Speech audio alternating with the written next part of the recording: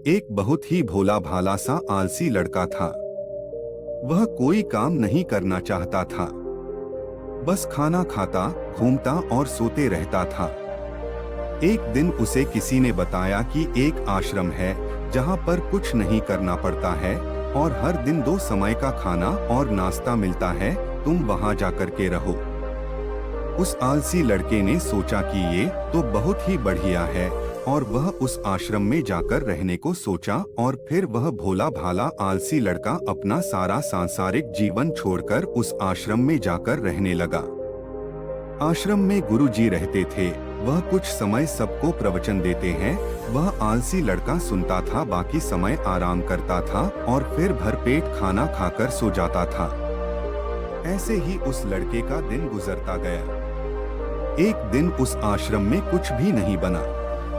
नाश्ते के समय नाश्ता नहीं मिला। उसने सोचा नाश्ता नहीं मिला, भोजन तो मिलेगा।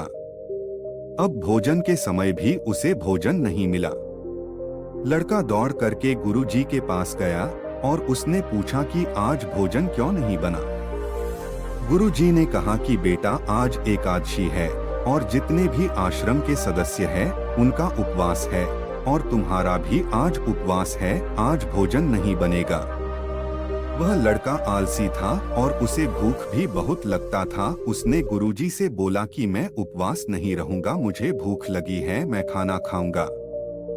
गुरुजी ने बोला ठीक है, जाओ भंडारे में से सामान लेकर के आओ और आश्रम में नहीं बाहर ले जा करके बना लो, लेकिन याद रखना भोजन बनाने के बाद सबसे पहला भोग भगवान को लगाना और फिर तुम प्रसाद खाना। वह लड़का बोला ठीक है और फिर अनाज लेकर नदी की ओर पहुंचा। भोजन पकाने लगा, तैयार हुआ। उसके बाद कहने लगा कि भगवान श्री राम आइए, पधारिए, भोग लगाइए। अब जब उसे लगा कि भगवान तो आ नहीं रहे हैं, तो फिर कहने लगा कि मुझे मालूम है आपको तो अच्छा खाने की आदत है, मैं बना नहीं पाया और मुझे अच्छा भोजन बनाने भी नहीं आता, लेकिन जो भी रूखा सूखा बना है आकर खा लीजिए। भगवान श्री राम उसकी सरलता पर बहुत ही प्रसन्न हुए और उस लड़के को दर्शन दे दिए। उसने देखा कि भगवान श्री राम आए हुए हैं और उनके साथ में माता सीता भी आई हुई है।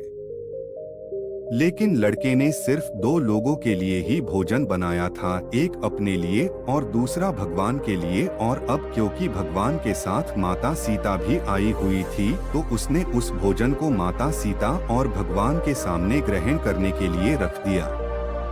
भगवान श्री राम और माता सीता ने भोजन किया और उसके बाद जब वह जाने लगे तो यह भोला सा आलसी सा लड़का बोला कि प्रभु आप आए, दर्शन दिए, बहुत अच्छा लगा। मुझे खाने को कुछ नहीं मिला, लेकिन कोई बात नहीं, लेकिन आपसे एक विनती है कि अगली बार जब आप आएंगे तो कितने लोग आएंगे ये बता दीजिए, ताकि मैं उतने लोगों के लिए भोजन बनाकर रखा रहूं। भगवान श्री राम मन ही मन मुस्कुराए और फिर अंतर ध्यान हो गए। इस बार लड़का देखता है कि भगवान श्री राम पूरा राम दरबार लेकर के आए हैं, जैसे माता सीता, लक्ष्मण, भरत, हनुमान जी और सभी लोग आए हैं। लड़के ने 3 से 4 लोगों का भोजन बनाया था और इस बार भी भोजन कम पड़ गया। लड़के ने निराश होकर भोजन को प्रभु के आगे रख दिया। उन्होंने भोजन किया और फिर चले गए और इस बार भी लड़का फिर से भूख रह गया। अब लड़का फिर आश्रम गया। दिन बीतता गया और फिर एकादशी का दिन आया और इस बार गुरुजी से कहने लगा कि गुरुजी मुझे इस बार थोड़ा ज्यादा अनाज चाहिए।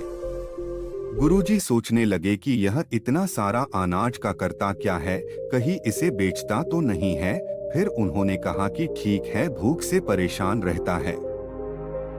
लड़के ने कहा कि नहीं गुरुजी, मैं भूख से परेशान नहीं रहता हूँ, प्रभु के साथ बहुत लोग आते हैं, उनको भी तो भोजन करना पड़ता है।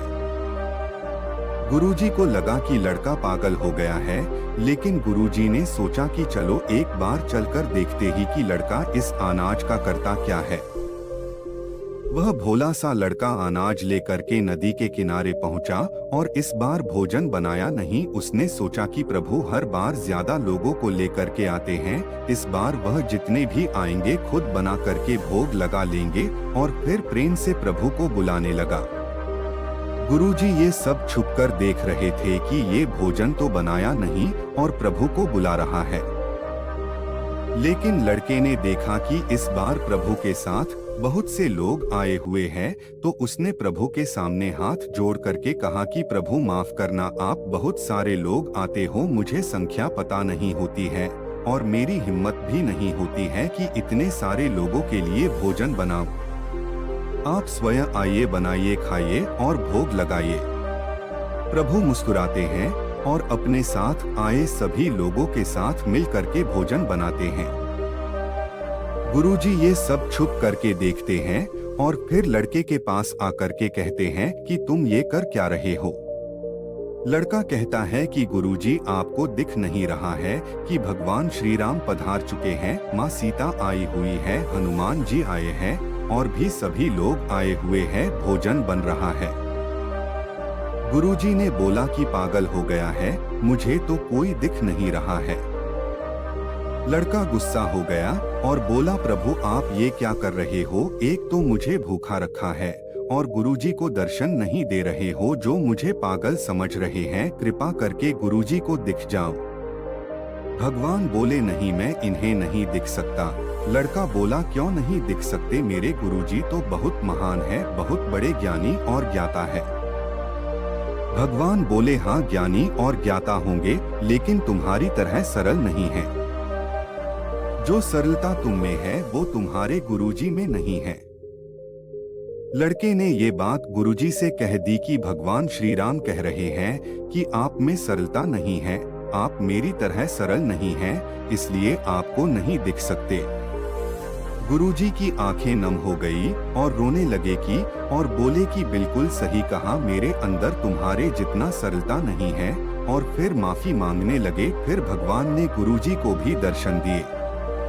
ये कहानी हमें सिखाती है कि जीवन में सरलता सबसे आवश्यक है। जितने सरल बने रहेंगे उतना जीवन में आगे बढ़ते चले जाएंगे। जब आप सरल होते हैं तो आप खुद भी मुस्कुराते हैं और दूसरों को भी मुस्कुराने की वजह देते हैं।